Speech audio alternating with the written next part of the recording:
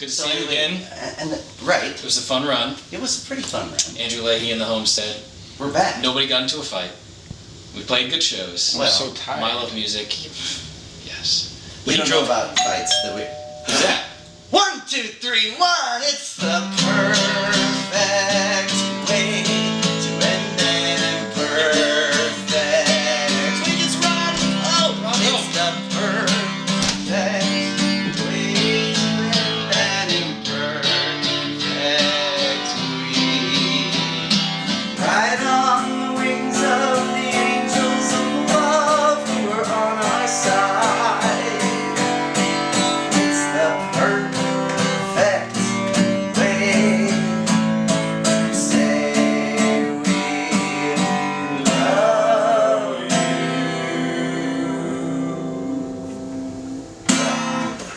Oh, that was so good. I'm more irritable around to take her, and she was pissed off, so we took her. Wayne's World, party time, excellent, etc. When you said Wayne's World, I was like, well, you got me. We're back! It's episode 20 of East Nashville Happy Hour.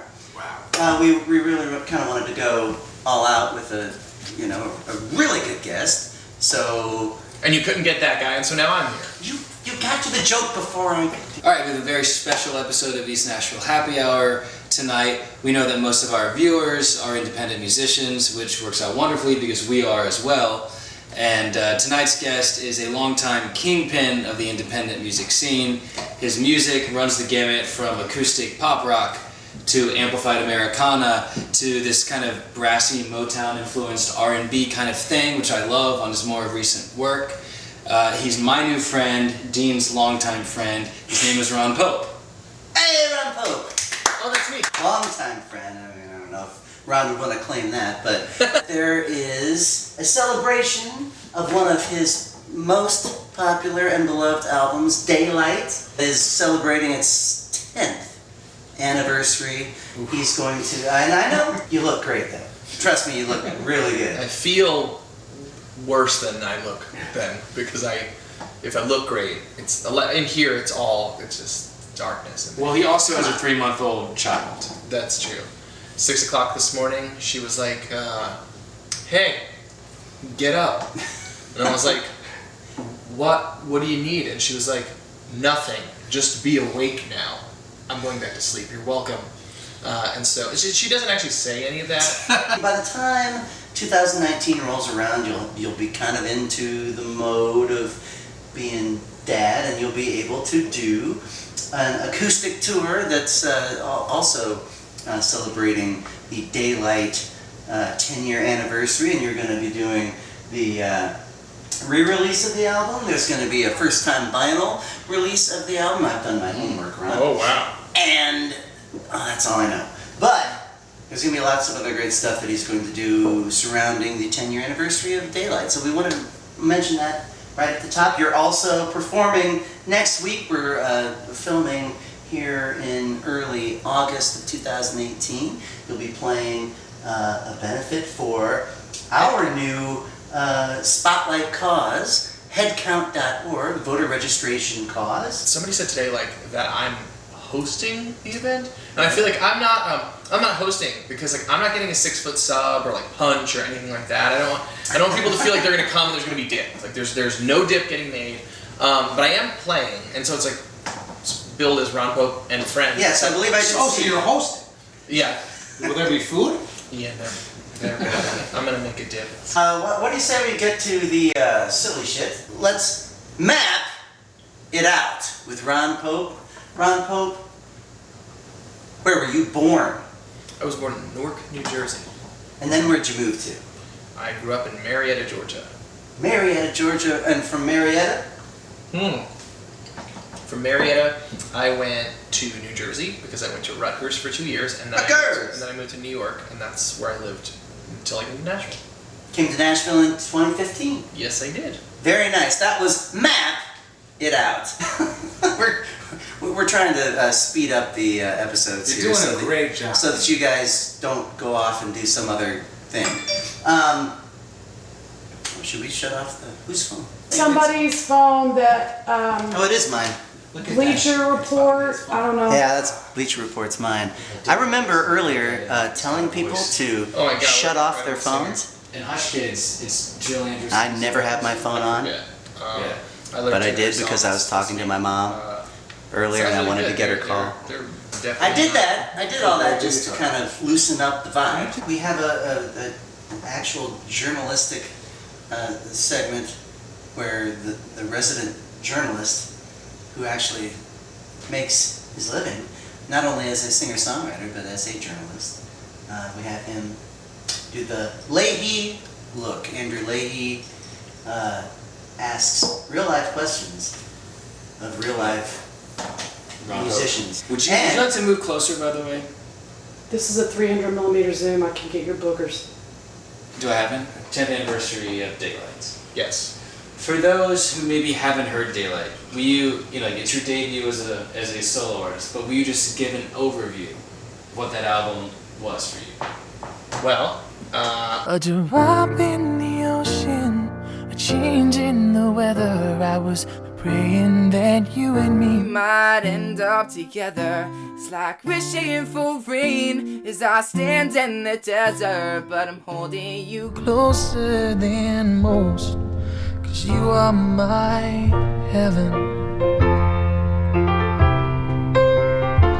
I was always in a band. I was in a band called The District, and it was like kind of just like an offshoot of the band that I had been in as a kid. And I moved to New York, and the rhythm guitar player from the band moved to New York as well. And then we were off and running. We were doing that for years, touring and making records. And I never thought of myself as a solo artist. I was a band guy. I played lead guitar in front of the band, and I wanted to do that. I wanted to be in the front playing the guitar. And I started to write, as we were in the process of writing the second District album, I started to write some like quiet, bedroomy kind of music. I'd been listening to a lot of Elliott Smith, and so I was writing these quiet songs. And like in the beginning, they were really terrible, but it was like part of my process. I was writing some quiet songs, and then I wrote a few that I was like, these are pretty nice. And Zach Berkman, who I keep talking about, Zach came in my room and he was like, why don't we record some of these? He was studying recording, and he was a sophomore at that point, and so he came in my room with some mics and set them up, and we recorded them. So I made a MySpace, and just kind of was reaching out to people about it, like writing to people and saying like, hey, I'm a real person, I'm not a robot, check out this song. I picked you specifically because I know that you like this artist, and if you like it, tell me what you like about it. If you don't like it, tell me what you don't like about it. I really could use the notes. And mostly people were like, leave me alone, creep. But through that process, like over a number of years, I began to develop these people that were excited about the music. And then in 2007, towards the end of the year, it really kind of tipped, and it got so big that like for a while I was the most popular unsigned artist on MySpace. It was a big moment of just everything happening, people getting very excited about it. And then we realized that I needed a solo album, like a real solo album with my name on it, because people were coming to my page and people were looking for me. We put a thing online, put it on my website and stuff, and we said, you can pre-order the album now. I promise that we'll ship it by this date, and we guarantee it. And so this is kind of before people were doing crowdfunding. Like I had never heard of it before. This is something that I just kind of thought of in my house. And so we sold like maybe 1,000 or 800 or something like that CDs. And so we used the money to make the record. At that point, we didn't have the record. So we booked a day at Avatar Studios in New York, which used to be the power station, I believe. And so like Springsteen made The River there, like Michael Jackson worked there. It's so Power Station. Yeah. Made Power Station at the Power Station. It's an 80s band, never mind. We want to multiply. Are you gonna do it? Wasn't that Robert Plant's backup band? Palmer. Ah! Goddamn, please edit that out. The members of Duran Duran and Robert Plant. It's like this. So we booked one day. We booked one 12-hour session. We scheduled the day very, very carefully. One day? That was one day. We cut so I cut all the lead vocals. We cut all the drums and the bass. We had a string quartet come in for maybe 2 hours. We had a friend come in and play pedal steel and a dobro. And so yeah, we did it in 12 hours. So the record is very stripped and very sparse.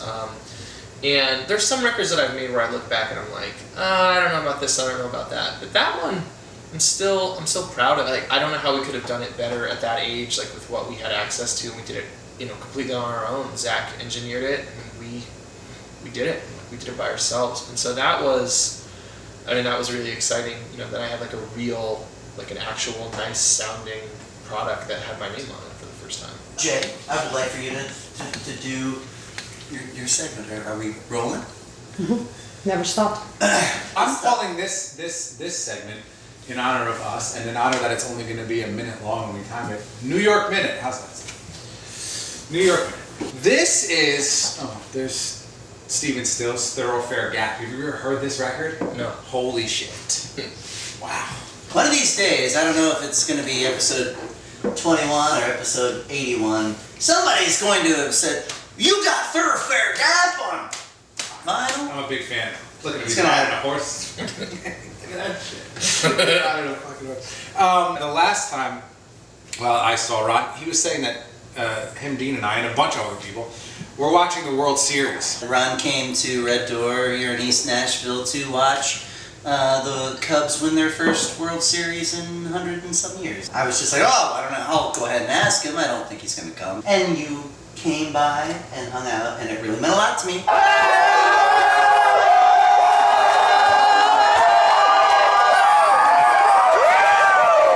Ron's a big Mets fan. Huge Mets fan. Do you want to say anything real quick? I am. It's true. That's all he's going to say. We're filming this in the summer of 2018, and in the spring of 2018, it was a very momentous time for Ron.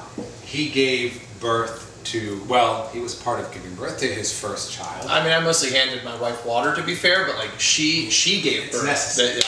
I was like, what about now? More water? What about now? You want more water? And I had actually thought of this when it was happening. I actually thought of Ron. I'm from the New York area too. I can't stand the Mets, but I like them better than the Yankees. His Mets started off as, I would say, the hottest team in baseball. 11-1. 11-1. It was a good 2 weeks. It got me thinking of things that started hot and very quickly turned cold. If you're wondering, if you don't pay attention to baseball, the Mets are not doing very well. They are something like 17 games out of contention for the postseason. So baseball in Queens doesn't matter anymore this year. But keep going. Can someone set a timer for 1 minute for me? Ron, your job, I am going to read descriptions of things, short lines, of recent fads. They could be fads, they could be actors, they could be movies, anything that was like real hot and then it was just bad. Mm-hmm. Okay? Like the 2018 New York Mets. I don't know if you got that right. connection. He's rubbing it in. What am I doing? Am I going to You're guess who it is? trying to guess what either the phenomenon is, or the person, or you'll see. You're going to start the clock actually after the first question is ready. Oh, wow. That's You're pro really shit. giving That it is a- pro shit. Okay, here we go. I'm going to read this first one slowly. This creepy robot owl, made by Tiger Electronics, was the must-have toy of the year in 2000. In the year 2000. Little fuzzy thing with a mouth that talked like this. Furby. You got it. Okay, here we go. Number 2. This personal two-wheeled transport system that came out in 2001. It's impossible to look cool on one. It was Segway. You got it. Number 3. This awkward hands-free head-mounted personal computer was made by a company called X, probably because they were showing Google up. Glass. Correct. Number 4. This social media game featured such fun activities like tree harvesting, seeding, and livestock raising, and people would ignore the shit out of you by saying, Farmville. you got it. Number 5. What is this? Dabbing. You got it. Number 6, a hairstyle fad, mainly for females, sometimes for a man, unfortunately, where one color blends unseamlessly into the other. It's also the Spanish word for man. Hombre. Correct. Last one. The most popular toy last Christmas. It's a piece of shit that hyper kids, it makes them even more hyper, and it just spins Fidget around. spinner. You got it. That's it. He won. How much time left? 54, 55. Oh, Phenomenal. Good job. hey! That was really good. That was great.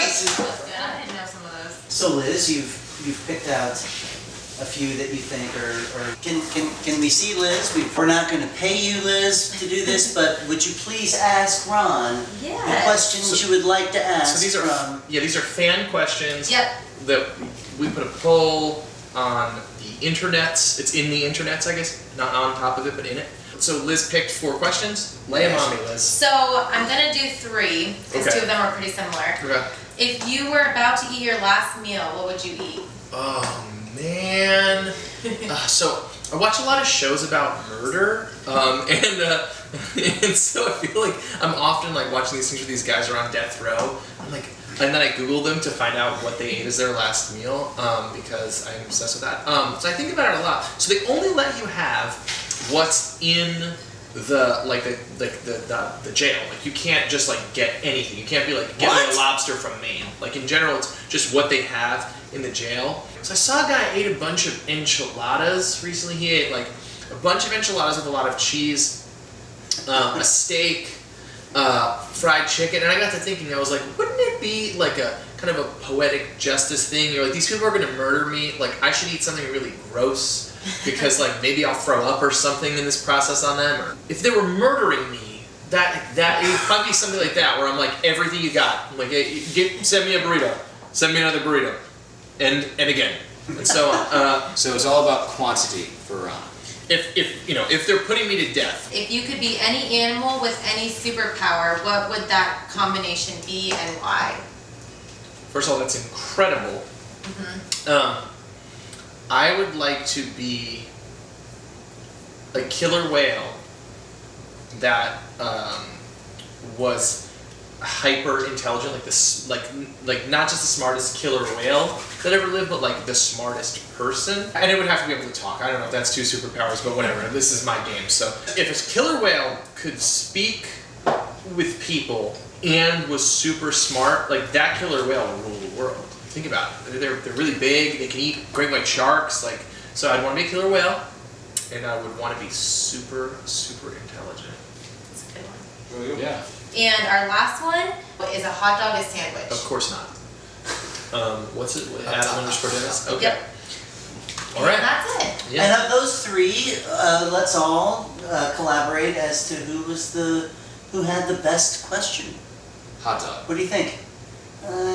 People ask that though. That's like a thing people Is ask. it a hot dog sandwich? I'm not gonna ask that. Yeah, people ask that. I don't eat hot dogs, so maybe it just would never come to me. If I were to vote, I would vote for the what animal? Spirit animal. Yeah, spirit That's- animal. Or animal with any superpower. I mean, that's a pretty cool idea. Yeah, Yeah, I think that's pretty unique. I think that's. Yeah, no one's ever asked me something like that. First of all, what animal would you want to be? Like, that's like a Yeah. question people ask. But then, what superpower would it have? Like, I enjoyed all 3, but I would Yeah. vote for that one. So if I get her info, she can pick a piece of merch, you said? She will be able to go to the headcount.org website and choose from all of the merchandise what she would like. One item, but headcount.org is... As long as she knows that I was on Team Hot Dog, and the vegetarian was on Team Hot Dog. Ron, we know that you have a child to tend to and hot dogs to eat, that's true. but we appreciate you coming here. Well, thank you guys for having me. I And appreciate happy 10 years to Daylight. Thank you. Daylight! Can't believe it.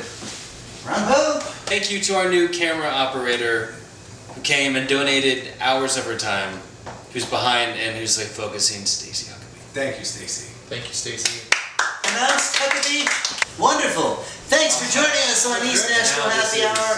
If we can find another guest in time, we'll see you next week.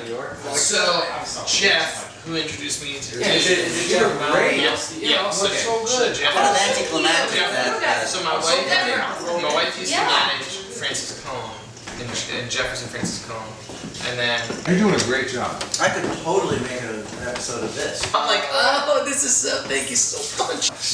You know what it is though? I mean, so I've never tried meth, and so I feel like I don't need a bag of bread every day. we have a Jesse. Cool. Executive Grilled consultant. these meats. I don't eat meat, but I do eat these. What is it called? Mushrooms. I was calling them marshmallows. Everything on there is so friggin' good. Alright, so So long, folks. And thanks, Harry. See you next episode, everybody. Bye.